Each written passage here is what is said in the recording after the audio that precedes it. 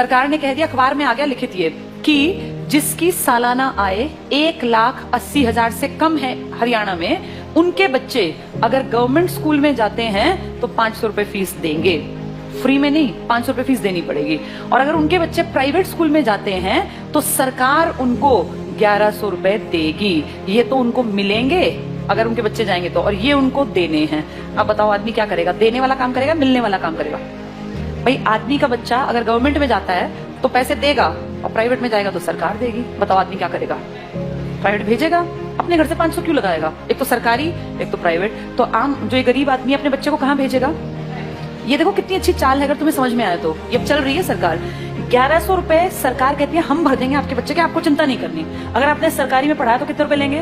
500। तो आदमी सोचेगा यार 2 बच्चे हैं, क्यों 1000 रुपए फूकूं, इससे बढ़िया प्राइवेट भेजूं, सरकार देगी मेरे बच्चे के पैसे, देगी भी सरकार। 1-2 साल बाद क्या होगा? सारे सरकारी स्कूल धीरे धीरे क्या हो जाएंगे? खत्म हो जाएंगे, खाली हो जाएंगे, बिल्डिंग खाली, एडमिशन 0। 1 साल, 2 साल, 5 साल बाद क्या होगा? सारे एडमिशन 0, 0, 0। फिर सरकार दिखाएगी बजट में कि तो घाटे का नुकसान का सौदा है, सरकारी स्कूल बंद पड़े हैं जी, बिना बात इन टीचर्स को हम इतनी सैलरी दे रहे हैं, चपड़ासी रखे हुए हैं, हेडमास्टर है, कोई बेल बजाने वाला है, बच्चा तो कोई आता नहीं।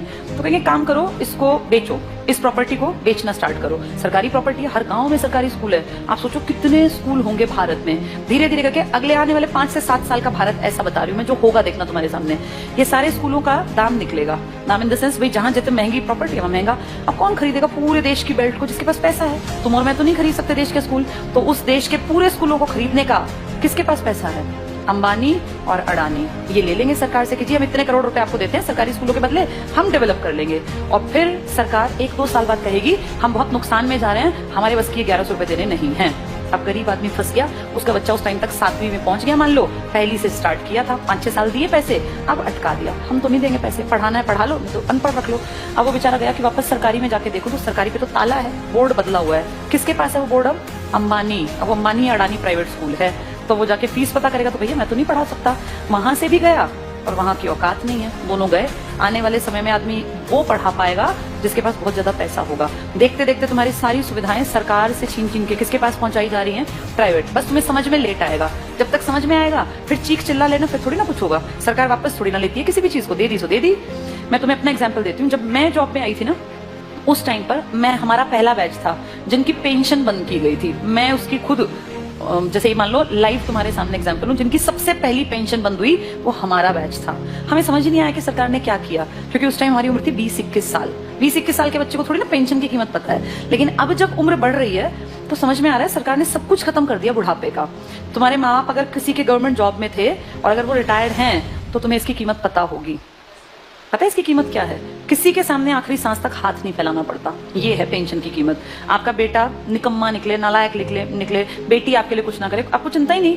आपकी पेंशन आती है, 5-7 हजार रुपए में झाड़ू पोछा कपड़े बर्तन धोने वाली मिल जाती है। कोई भी एक मेड रख लो, 5-10 हजार की खाने वाली। बुढ़ापे में पैसा बचा के करोगे क्या?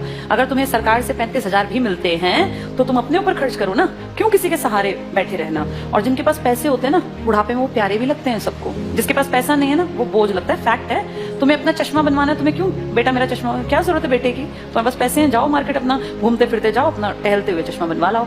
ये कीमत बुढ़ापे में जाके अकल आती है। हमारे बैच ने कुछ नहीं किया, मुझे भी समझ नहीं थी, अकल ही नहीं थी। लेकिन अब जब एज बढ़ रही है ना और हम देख रहे हैं दुनिया को, तब समझ में आ रहा है कि सबसे कीमती चीज इंसान के पास बुढ़ापे में पेंशन होती है। मेरे खुद के फादर पेंशनर हैं, तो हमें दिखता है कि पेंशन की जो वैल्यू है ना, वो किसी चीज की नहीं है। इतना रखा पैसा आप यूज नहीं कर पाते। महीने के जब वो 30 हजार आते हैं ना, तो आपको लगता है यार मैं तो जब तक जीऊंगा आखिरी सांस तक ये तो आने ही आने हैं, और ये बढ़नी आप फ्री होकर काम करते हैं। लेकिन ये अकल उनको थी जो पेंशन यूज कर रहे थे या बुढ़े थे। पेंशन रोकी किसकी गई? जवानों की, जिनको अकल नहीं थी। हमें थोड़ी ना अकल थी 20-21 साल में कि पेंशन बंद करने से किसी ने कुछ कहा ही नहीं। सरकार ने सीधे कह दिया अब के बाद आगे जो बच्चे आएंगे नौकरियों में उनको पेंशन नहीं मिलेगी। अगर हमें अकल होती, सारे देश के लोग आवाज उठाते तो ना बंद होती पेंशन। अगर सब भाई किसानों ने क्या किया, इकट्ठे हुए तो क्या कृषि कानून वापस नहीं हुए ना? तो अकल हो तो आदमी उस टाइम पे सही डिसीजन ले ले। पर आज अब तुम कितनी कोशिश कर लो, क्या सरकार पेंशन बहाल कर देगी? नहीं करेगी। मतलब ना के बराबर है। एक आधा राज्य को करे, लालच में 1-2 साल में कह दे, पर वैसे नामुमकिन बराबर है। इसीलिए जब चीजें बंद हो रही होती है ना, तब जागना होता है कि सरकार गलत कर रही है। अब सरकार स्कूलों की तरफ गलत कर रही है। इसकी अकल 7-8 साल बाद की जनरेशन को आएगी, जब वो देखेंगे कि पढ़ाने के लिए ना तो सरकारी बचेंगे और प्राइवेट मुंह खोल के पैसे मांगेंगे। अब या तो पढ़ा लो या तो अनपढ़ रख लो, फिर फंसेंगे लोग।